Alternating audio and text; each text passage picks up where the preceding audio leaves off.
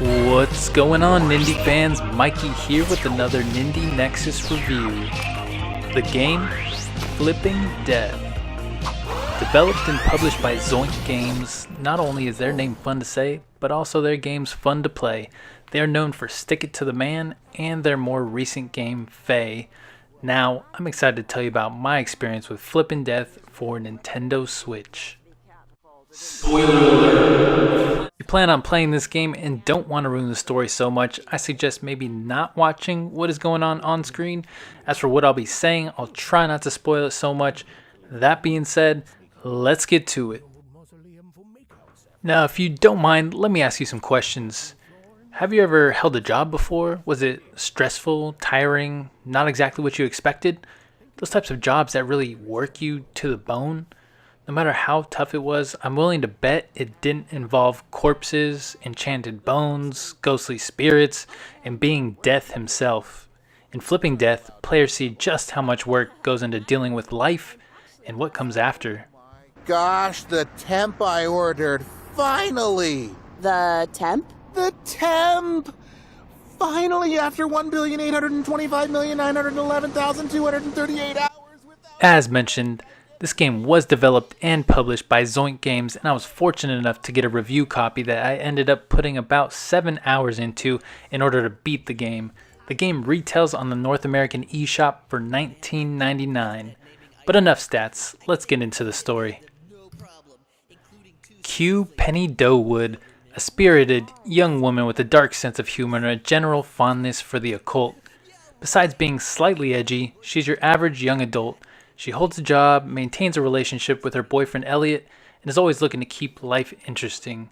I mean, who doesn't want that, right?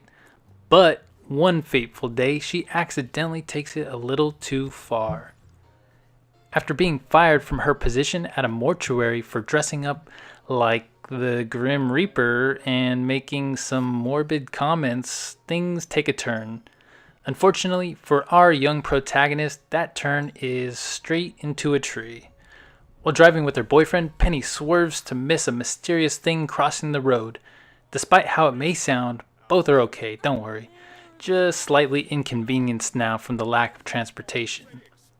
Out of options, Penny and Elliot decide to take things by foot and try to enjoy the long walk ahead of them. As fate would have it, they stumble upon an old mausoleum. Being the romantic that she is, Penny decides it would be the perfect spot for some PDA.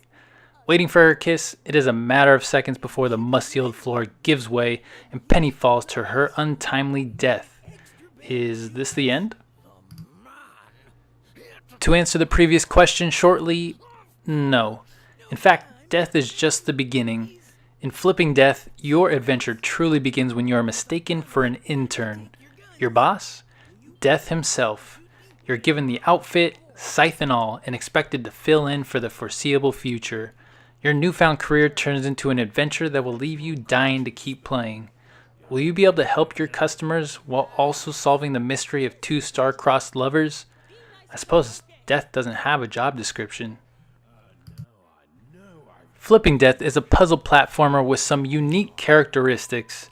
This game contains a pleasing aesthetic art style and some interesting control options. The voice acting is spot on and fitting. It is story driven and showcases a cast of zany, lively, and neurotic characters. So without further ado, let's discuss. And to start off the discussion, first you need to know about the unique elements of this game. Flipping Death gives you the control to control. Perhaps possess is the better word? You're able to take possession of a human from the living world at the small cost of these little soul-like creatures that you collect throughout each level. The soul creatures you find come in 3 different types. Most commonly found are the smallest of the 3. You'll see these flying around the level in groups, and these groups regenerate and essentially provide an endless supply, as long as you can catch them. They are fast and will really help you become accustomed to the controls of the game, as you will need good reflexes to capture them. The other 2 types are not as common and typically require some sort of feat or timed puzzle to be completed in order to retrieve them. Once enough are captured, you can use these to possess the various humans you come across. Generally, the humans you possess using these are not generally the key people that will allow you to advance in the level. They typically play smaller roles in the progress or are simply there for some comic relief. You will utilize the 2 rarer soul creatures for possessing those key figures, allowing for the progression to the next chapters. Now, with the mention of comedy earlier, might I say this game is hilarious. From the commentary of the narrator to the general interactions, I laughed and smiled throughout my entire playthrough.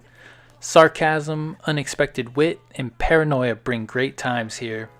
Also, if you're a fan of good and bad puns alike, this game will satisfy. Arguably, some of the most entertaining speeches were spoken during the optional, private, inner monologues of the characters. When conversing with someone's mind, they all react differently. You'll find the majority of humans actually think you are a part of their mind. Just imagine the surprises that await as some embrace the thought of becoming crazy. Others won't, and that's okay. Their far-reaching rationale as to why they aren't crazy is equally enjoyable. The great writing and voice acting of the game truly complements the pop-up storybook art style in an amazing way. And you know what? I'm not honestly even sure how to categorize the art style that Flipping Death incorporates. It's a 2D side-scroller for the majority of the time that utilizes these paper-like character models. Think high-definition Paper Mario graphics set on layered 2.5 or 3D backgrounds. It is aesthetically pleasing and it gives off a grand storybook feel. The living world is bright, spirited, and animated. Experiencing the afterlife is dark, cool, and eerie. You spend about an equal amount of time in both, and there's a great balance between each flip side. Way before. Oh, I literally think about them. Now, in each side of life, you will interact with a lot of characters. Flipping Death is broken into chapters, and each chapter reuses these same characters, but with different control options, and occasionally within different time periods. The experience you have with each character will vary chapter to chapter, and being able to bend them to your will is extremely enjoyable. Exploring the level with each of them makes for some humorous occurrences. Goodbye forever, Penny. Not only are the reactions and commentary funny, but movement animations as well. Flipping Death utilizes many physics-based controls and ragdoll motions. I spent more time than I care to admit just walking around like a cartoon and interacting with all the items in the environment. Characters can and will also react to the actions of another, making the aforementioned all the more enjoyable. And one thing I would also like to mention about this game is that it is linear. Linear in the way that certain tasks must be done in a specific order to progress. And this is all well and fine, but it can be very cryptic and even seemingly random at times. Luckily, the game offers a hints menu to give you tips on what to do next. So what? Those tips offered come in the form of a single image. Each tip image is ordered in the list relative to how they should be completed. I found myself using this more and more as I advanced further into the game. I do appreciate the details developers put into the development of their projects. Hey, what do you think you're doing with my side? And on the topic of details, let's point out a couple of technical aspects quickly. One, the game runs almost flawlessly. Other than minor animation glitches due to ridiculous ragdoll physics, it was great. I had one instance of the game crashing, but it didn't affect the progress at all, as the game saves automatically, which is another great thing. The ease of everything in this game makes it very user-friendly, including the user interface. The user interface of the game is crisp and intuitive. I never had any issues navigating any menus or selecting any options throughout the entire game. There's also a teleport menu and function in-game that allows you to quickly traverse the level. The smoothness of that, along with it being an option at all, made the game so much better to play. You travel back and forth many times, and this option makes it completely bearable. I gotta say, overall, Flipping Death made an impression on me. It was an enjoyable experience with a good story, a moral message, and skilled writing. The art style was beautiful and fitting. Each character was unique and hilarious. This game truly was crafted with impressive detail, and it shows. Despite the minor loading times between chapters, this game was highly engaging and very fun. I highly recommend you give this one a try. Here at Nindie Nexus, we gave it a 9 hearts rating. That's out of 10, folks. It doesn't get much better than that. And that'll do it for my Flipping Death review. I hope you enjoyed what we had to say here. And of course, from all of us here at Nindie Nexus, we thank you. We always appreciate you taking the time to read or listen to our reviews and take our perspective into account when looking for great indie games on the Nintendo Switch.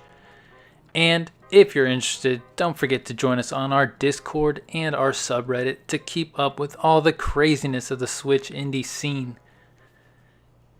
Also, if you feel you'd like to give something back, and never feel obligated, but you can always consider becoming a patron or buying us a coffee.